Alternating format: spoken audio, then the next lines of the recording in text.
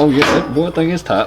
When I welded up this whole back section, kind of drew some stuff in, you know, it's hard to keep it from that. So when we have this apart, we're going to take a flap disc on the inside lips on each side and just take a hair bit of material off, and it should give it just enough room to slide in there because it's just a little tight. We can probably take a pry bar and pry up on this, but we'll see. Okay. Oh no, it's good. Maybe. It's the back is what's hard.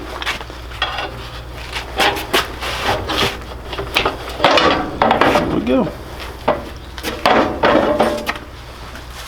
That's nice.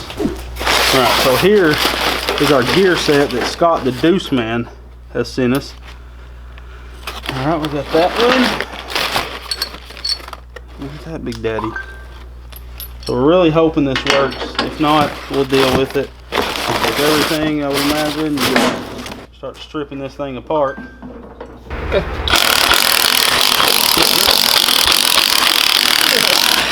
That's the last one? Yep. Alright, so we're using 2 pry bars. They got these little square ridges, and we already popped it apart. But that's it. I'm going to spin it on its side. Probably pull one side up. Hope stuff don't go flying out. Alright, look in there. Okay, that goes on there. Alright, that's a little nerve-wracking. So I'm going to keep this aimed the way it goes. So this would be that gear. Yeah, so let's pull all of it off in order. So it'd be that one. So, oh, Well, it goes on like this. Let me get this. It works. I mean, that so far. Yep. I think this is actually going to work.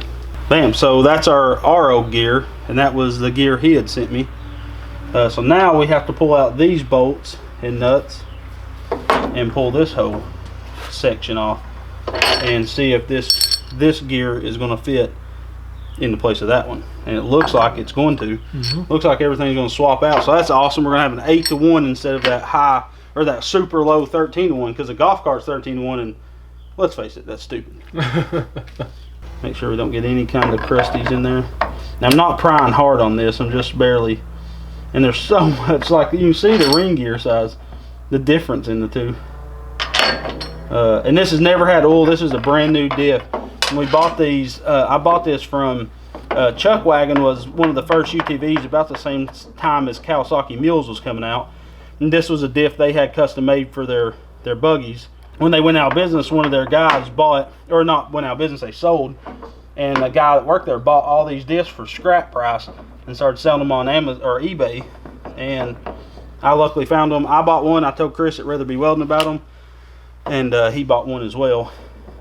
And now they're all sold out, and they'll probably never be back online again. Yeah. I just don't want to damage anything in there, so I want to be careful with it, you know.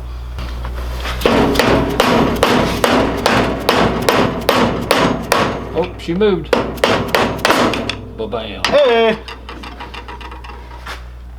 Alright. So now, we just got to take out these couple of bolts holding this ring gear on there. Oh, I thought that was a piece fell out. Oh no! Let me find a wrench that fits that. A wrench dressing.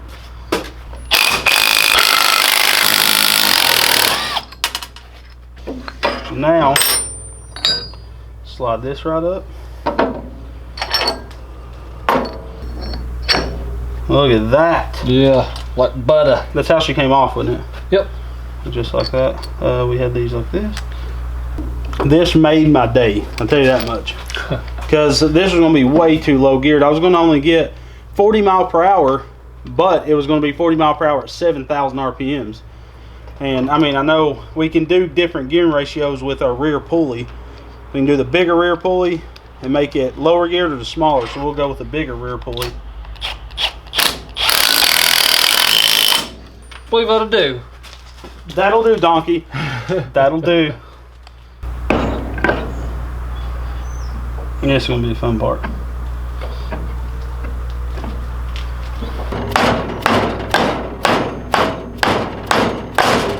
That's the sound we were looking for. Hey! The clunk. Now I see. Did you put the washer in there? Yep. Right there. Find the hole. That's it, ain't it? Right there. All right. Good. So now we'll do some RTV around this puppy. Seal her back up, and we have an 8-to-1 Dana transaxle. That's sick!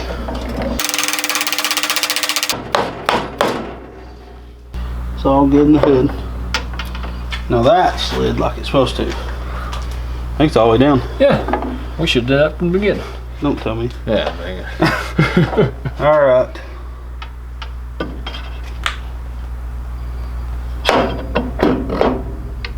There's so many things that have to fall directly in place. You have to line them all up. It's this input shaft here. This one, Yeah. can you push it over? And it's on it. I mean, it looks like it's slightly in it right now. No, I mean like push the shaft to the side or something. Hey! She just went, it felt like.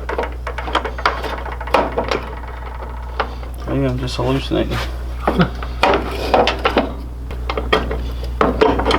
Hey! Bam. Oh well. That it? Yeah. That's it. Let's bolt her together.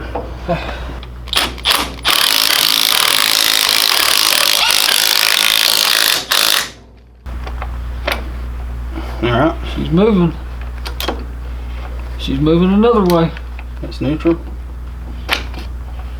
Going that way. Going that way. Hey! We're professionals! Yeah, baby!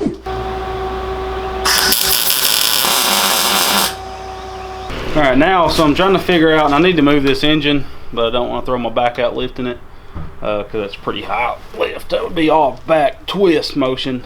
I need to connect the line that goes through the top of the roll cage, these lines.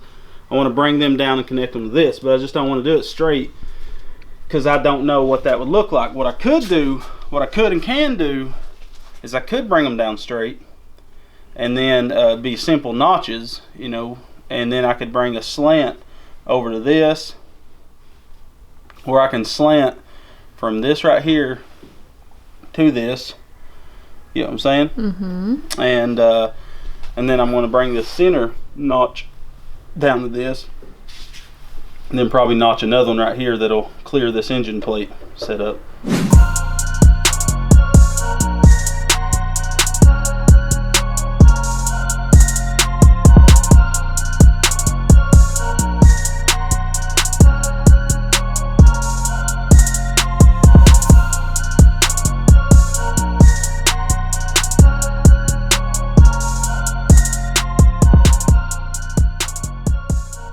Alright, so we had to cut these down, but we're sleeving them so they'll be stronger than they was before.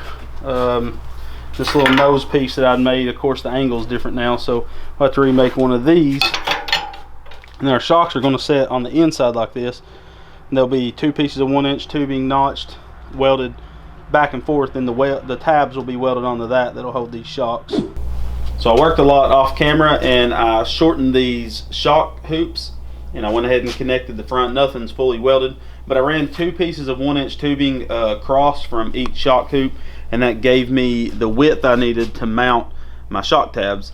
So again, these are Monroe Shocks. They're like for an F-150 or something, and someone had messaged us saying they bought these for their buggy and they was too soft. We know how to make harder coils for them, and if they're too hard instead of too soft, then we can port them. Scott the Deuce Man has figured out a lot on these shocks, and it's pretty crazy the things he's came up with to make these shocks fully adjustable, and they're very affordable. They're only $100 a pair, so you know, they're cheap and plentiful, and they got a ton of travel. So we have our shocks all mounted up. You can see I had to move my shock tabs back a little bit, and as I was saying, I'm going to have to cut this bar off and put a slight bend in a piece of tube to connect this A-arm so it'll clear the spring back here. Up here we're fine because the spring's going to hang about this far. So if you'll stand back, I'm going to grab this. I got to hold this down because the only thing connecting the shock hoop is right here.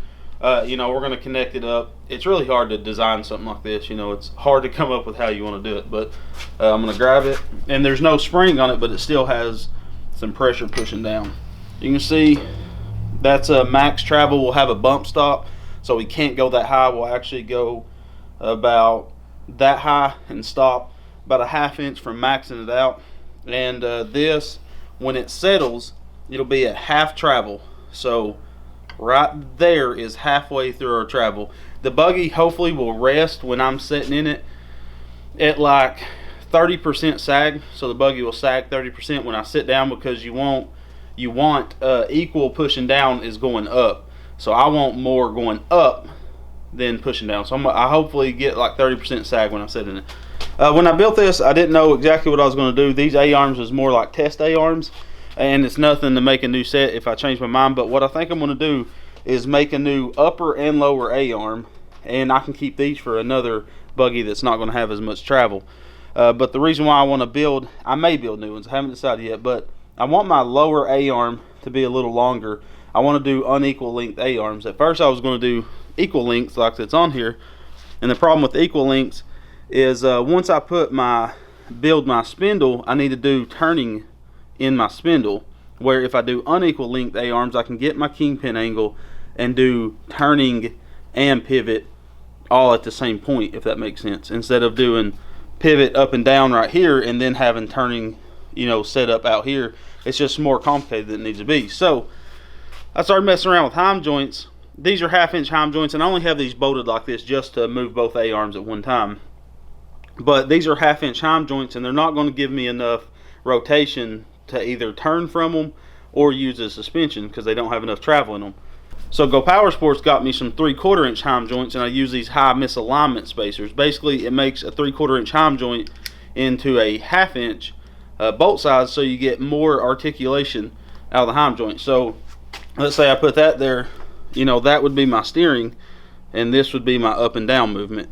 But that still isn't enough steering. If you look, my tire would only turn about that much at max, and that's not enough.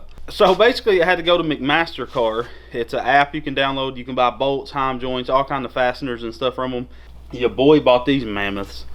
This is 1 inch Heim joints, and I got high misalignment spacers, reducing them down to 9/16. That's one size up from 1/2 inch.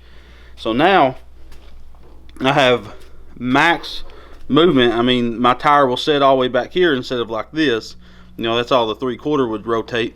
So I'm getting a ton of turning out of that.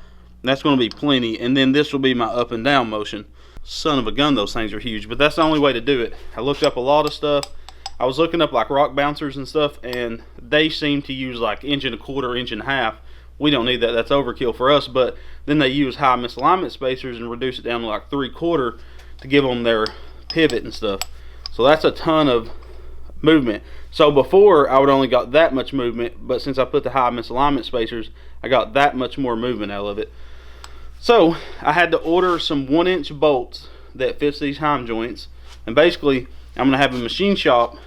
Once the threads ends, I'll have this much threads on the bolt. Then I'm going to turn down the bolt to 3/4 inch out here. That will sleeve inside this tube. This tube is 1/8 inch thick, 1 inch tubing, so it has a 3/4 inch inside diameter. So I can slide that in there, plug weld it, cap weld it on each side, and then I'll have the Fat Daddy Heim joints. That's only, they'll set right there actually. The only thing, I need this one to be out further to give me my kingpin angle. So that's why this buggy's been taking so long. It's just figuring it out. You know, this is a first long travel suspension we've done. You know, it isn't a ridiculous long travel, but it's got some movement. Like I said, this is a half travel, and it's got that much up. So it's going to have a ton. And I'll have limiting straps that keeps it from bottoming out the shock. You don't want your shock, you know, slamming all the way up far as it'll go, and you don't want it pulling all the way down on it. But the reason it's taking so long is figuring out this stuff, ordering stuff. Those Heim joints, 4 of these Heim joints was $240 at 𝒔mastercar. And 𝒔mastercar was the only place for some reason I could find 1 inch female Heim joints. I don't know why. But had to pay $240 for those puppies. And now I'm waiting on my bolts from MasterCard. Then I got to take them to a machine shop. That's what sucks, not having a lathe. We really got to get a lathe. So once this stuff comes in, when we get back from Texas, we're going full bore on this because we only got a month for the meetup, and we can do the suspension, and then we can start with our steering. We got that Prius 2004 Prius steering column. We're putting it in there so we'll have electric power steering, and then once the front end's done, we can move to making the rear A-arms. So thank you guys so much for watching. Sorry this buggy's been taking a long time, but it's figuring out stuff and trying to keep other videos going. It's too hard to get just videos out on this because of the process of figuring out how you want to do it. Remember, we'll be at Paid Swap Meet on 25th, 6th, and 7th. We'll be at the Go Power Sports booth from 1 to 5 on the 26th and 10 to 5 on the 27th. So come out, see us. We're going to have the drag mini bike, and then either the high-tech mini bike or the street legal mini bike. We need to put a poll up on that, but yeah. So make sure to go check out all the links for everything we've used on this buggy, all the Heim Joint shocks, all the stuff, and make sure to always come back to Redbeard's Garage. We love you, and God bless.